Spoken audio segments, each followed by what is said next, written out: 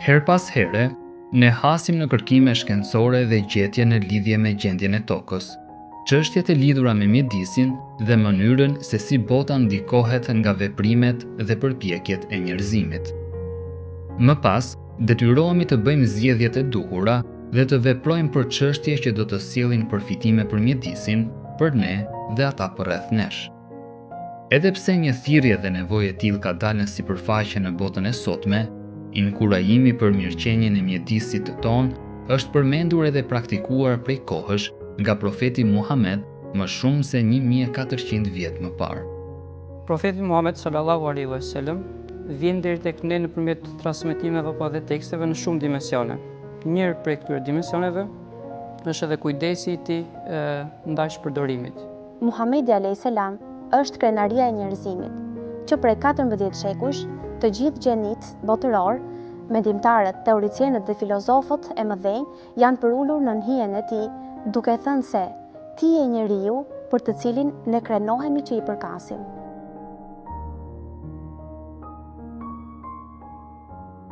Shikojmë një kujdes të veçantë të profetit Muhammed alayhis salam për sa i përket përdorimit të burimeve natyrore. Jetojmë në një botë ku jo çdo gjë është e rinovueshme dhe gjërat që janë të rinovueshme janë të pamjaftueshme kur i krahason me kërkesën në arritje të fuqisë konsumatore. Për shembull, shikojmë profetin alayhis salam, kemi plot të dhëna se ai merrte abdes me një gjysmë litri ose përdorte 2.5 litra ujë për të kryer ritualin e banjës, për të bërë dush. Dikush mund thotë se ishte i kufizuar nga kushtet në vendin që ai ndodhej, pasi uji ishte me pakicë, por në fakt nuk është kështu.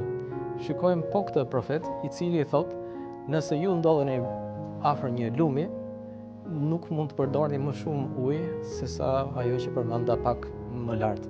Të njëjtën qasje të profetit e shikojmë edhe në fushë të tjera të jetës, duke na orientuar ne drejt një filozofie jetese, e cila do të ishte zgjidhje për shumë probleme që ekzistojnë ditën e sotme.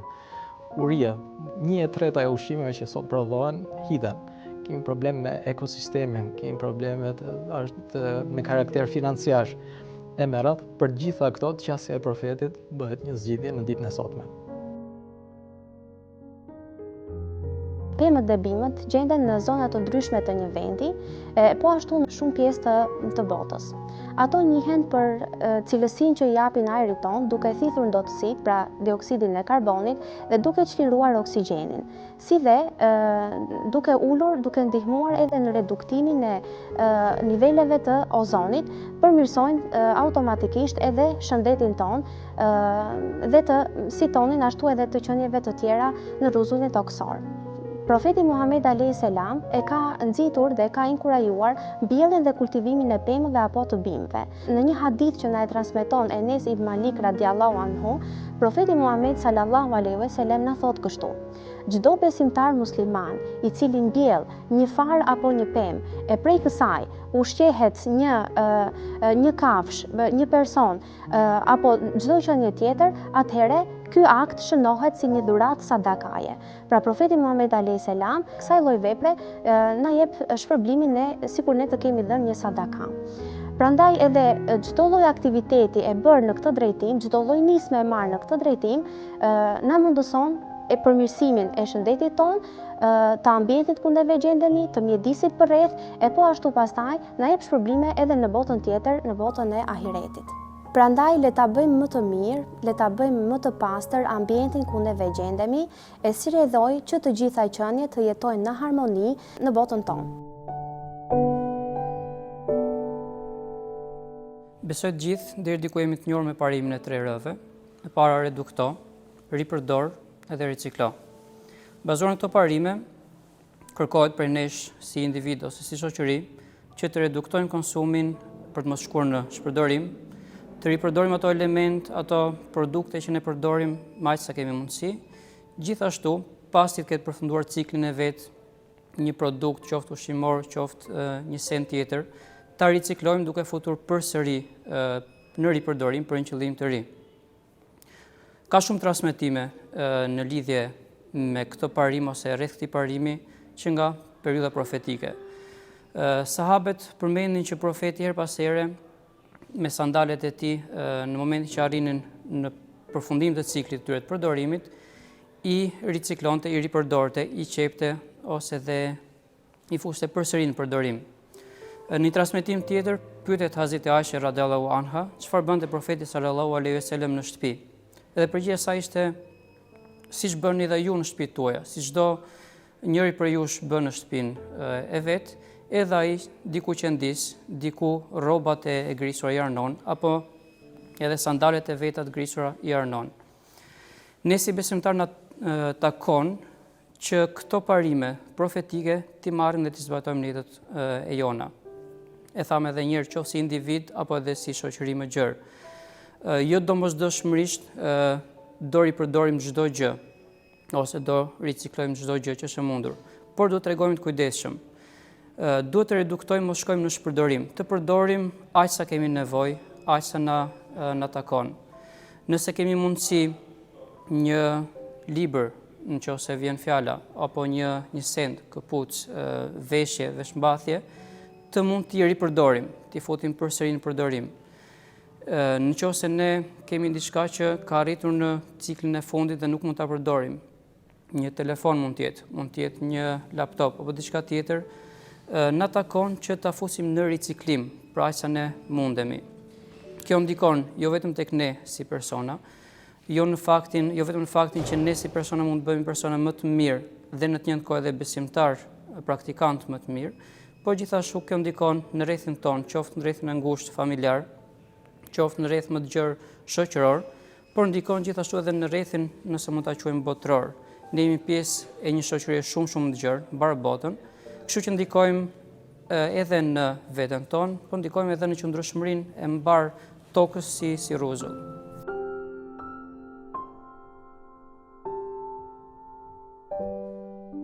Ashtu si njerëzit, edhe kafshët janë ndër krijesat më të rëndësishme të Allahut në tokë. Kafshët luajnë një rol shumë të rëndësishëm në ekosistem. Në mënyrë krejt të pavetëdijshme, ato bashkëjetojnë dhe balancojnë njëra tjetrën për ta ruajtur ekosistemin nga ndikimet negative që mund të ndodhin, siç mund të jenë ngrohja globale apo edhe ndotja e mjedisit. Duke marrë parasysh që kafshët e kryen më së miri rolin e tyre në mjedis, duke e ruajtur dhe duke e shpëtuar planetin nga shumë faktorë negativ që mund të vinë atij, edhe njeriu, i cili është cilësuar si mëkëmbës i Zotit në tokë, i bie përgjegjësia dhe detyra për ta çuar në vend ruajtjen e mjedisit dhe të ekosistemit. Lidhur me këtë çështje, në një hadith të transmetuar nga Ebu Hurajra, kur e kanë pyetur pejgamberin Muhammed sallallahu alaihi wasallam, disa njerëz që kanë shkuar pranë tij dhe i kanë thënë: "O i dërguari i Allahut, a ka shpërblim për atë njeri i cili kujdeset për kafshët?" Dhe profeti Muhammed alayhis salam i është përgjigjur: "Patjetër që po, për cilindo person i cili kujdeset për krijesat e Allahut, ai do të shpërblehet." Duke marrë parasysh përgjigjen e profetit Muhammed alayhis salam në hadithën e sipër përmendur, ne nxjerrim në pa faktin që për atë njeri i cili kujdeset për krijesat e Allahut ka shpërblim dhe kjo është një vepër shumë fisnike. Toka është një organizëm i gjallë e cila përmban brenda saj me miliona krijesa dhe gjallësa. Dhe njeriu, duke kujdesur në këtë mënyrë për një pjesë prej tyre, është bërë pjesë e zinxhirit të kujdesit të gjithë ekosistemit dhe mjedisit ku ai jeton. Njeriu, duke kujdesur për mjedisin dhe krijesat e Allahut, në këtë mënyrë ka marrë edhe shpërblimin, por i ka bërë vetes dhurat, por jo vetëm vetes së tij, por edhe të gjithë shoqërisë ku ai jeton, edhe brezave të mëvonshëm që do vinë, një tokë e cila do jetë e shëndetshme, e pastër dhe e paqët.